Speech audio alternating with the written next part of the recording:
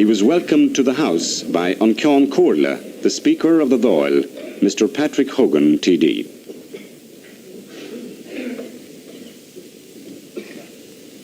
Mr. President, it is an honour indeed and a privilege to ask Anceann Comhairle Dáil to welcome you on behalf of my colleagues and myself to the Parliament of Ireland. For generations, the people of Ireland and the people of the United States of America have been closely and intimately associated in their times of triumph and their times of triumph. The exiles who landed on the shores of the great continent of America have tasted for the first time the sweet air of freedom and opportunity as it swept across the great plains of that country. But we are proud, very proud indeed, that these same exiles helped become great factors in the development of that country. It would therefore be a source of pride and privilege for any Irishman to welcome the President of the United States of America to an Irish Parliament.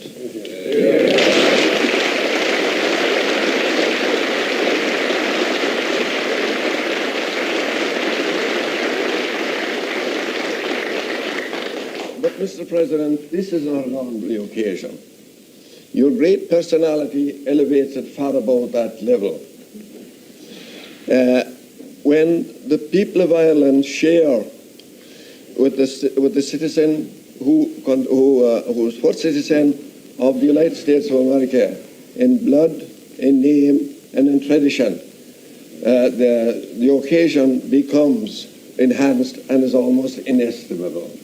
May I therefore hasten, Mr. President, to extend to you, on behalf of my colleagues, a sincere and hearty welcome to the Parliament of Ireland, and respectfully request you to address the eager audience.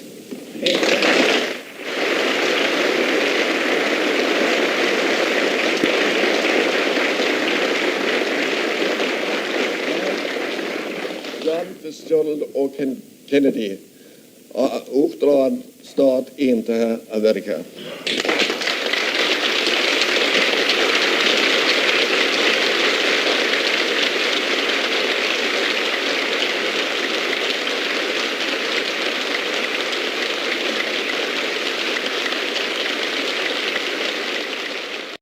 Speaker, Prime Minister, members of the Parliament, I am grateful for your welcome and for that of your countrymen. 13th day of September, 1862, will be a day that long remembered in American history. At Fredericksburg, Maryland, thousands of men fought and died on one of the bloodiest battlefields of the American Civil War. One of the most brilliant stories of that day was written by a band of 1,200 men who went into battle wearing a green sprig in their hats.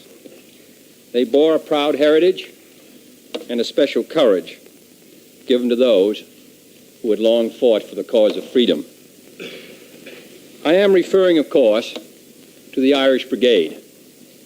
General Robert E. Lee, the great military leader of the Southern Confederate forces, said of this group of men after the battle, "The gallant stand which this bold brigade made on the heights of Fredericksburg is well known. Never were men so brave. They ennobled their race by their splendid gallantry on that desperate occasion. Their brilliant, though hopeless assaults on our lines excited the hearty applause of our officers and soldiers." Of the 1,200 men who took part in that assault, 280 survived the battle. The Irish Brigade was led into battle on that occasion by Brigadier General Thomas F. Marr, who had participated in the unsuccessful Irish uprising of 1848, was captured by the British and sent in a prison ship to Australia, from whence he finally came to America. In the fall of 1862, after serving with distinction and gallantry in some of the toughest fighting of this most bloody struggle, the Irish Brigade was presented with a new set of flags. In the city ceremony, the city chamberlain gave them the motto, "The Union, our country, and Ireland forever." Their old ones having been torn to shreds by bullets in previous battles, Captain Richard McGee took possession of these flags on December 2nd in New York City and arrived with them on the Battle of Fredericksburg and carried them in the battle. Today, in recognition of what these gallant Irishmen and what millions of other Irish have done for my country, and through the generosity of the Fighting 69th, I would like to present one of these flags to the people of Ireland.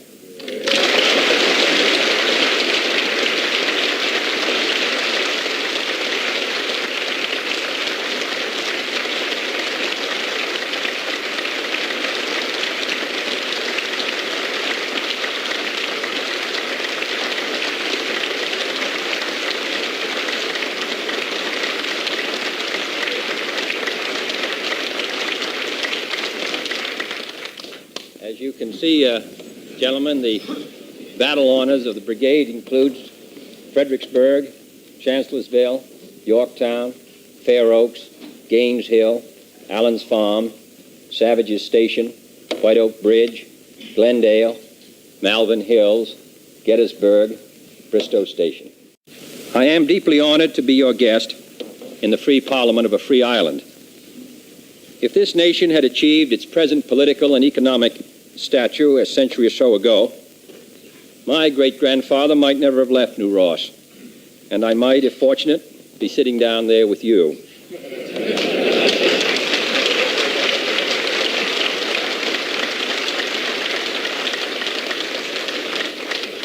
Of course, if your own president had never left Brooklyn, he might be standing up here instead of me.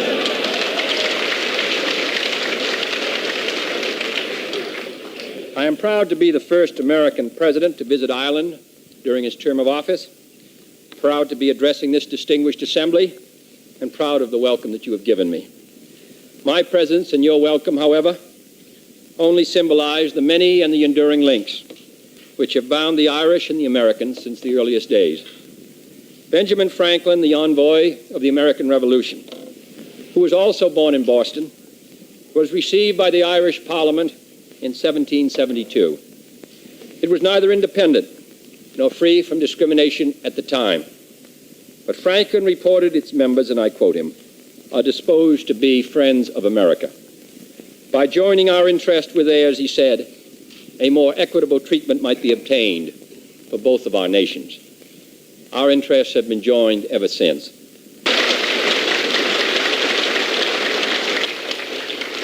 And so it is that our two nations, divided by distance, have been united by history. No people ever believed more deeply in the cause of Irish freedom than the people of the United States.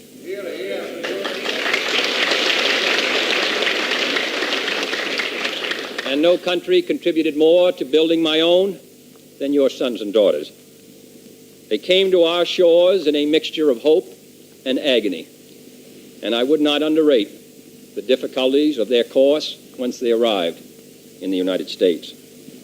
They left behind hearts, fields, and a nation yearning to be free. It is no wonder that James Joyce described the Atlantic as a bowl of bitter tears. And an earlier poet wrote, they are going, going, going, and we cannot bid them stay. But today, this is no longer the country of hunger and famine that those immigrants left behind. It is not rich, and its progress is not yet complete, but it is, according to statistics, one of the best-fed countries in the world. Nor is it any longer a country of persecution, political or religious. It is a free country, and that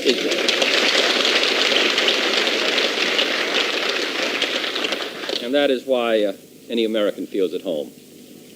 There are those who regard this history of past strife and exile as better forgotten. To use the phrase of Yeats, let us not casually reduce that great past to a trouble of fools. For we need not feel the bitterness of the past to discover its meaning for the present and the future. And it is the present and the future of Ireland that today holds so much promise to my nation, as well as to yours, and indeed to all mankind. For the Ireland of 1963, one of the youngest of nations and the oldest of civilizations, has discovered that the achievement of nationhood is not an end but a beginning. In the years since independence, you have undergone a new and peaceful revolution, an economic and industrial revolution, transforming the face of this land while still holding to the old spiritual and cultural values.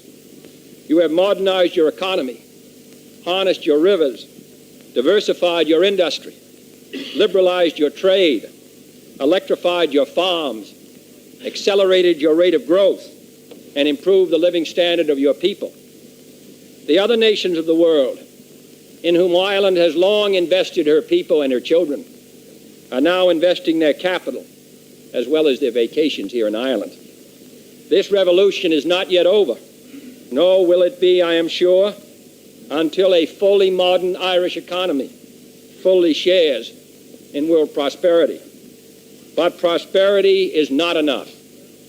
83 years ago, Henry Grattan, demanding the more independent Irish Parliament that would always bear his name, denounced those who were satisfied merely by new grants of economic opportunity. A country, he said, enlightened as Ireland, chartered as Ireland, armed as Ireland, and injured as Ireland, will not be satisfied with anything less than liberty. And today, I am certain, free Ireland, a full-fledged member of the world community, where some are not yet free, and where some counsel an acceptance of tyranny, free Ireland will not be satisfied with anything less than liberty.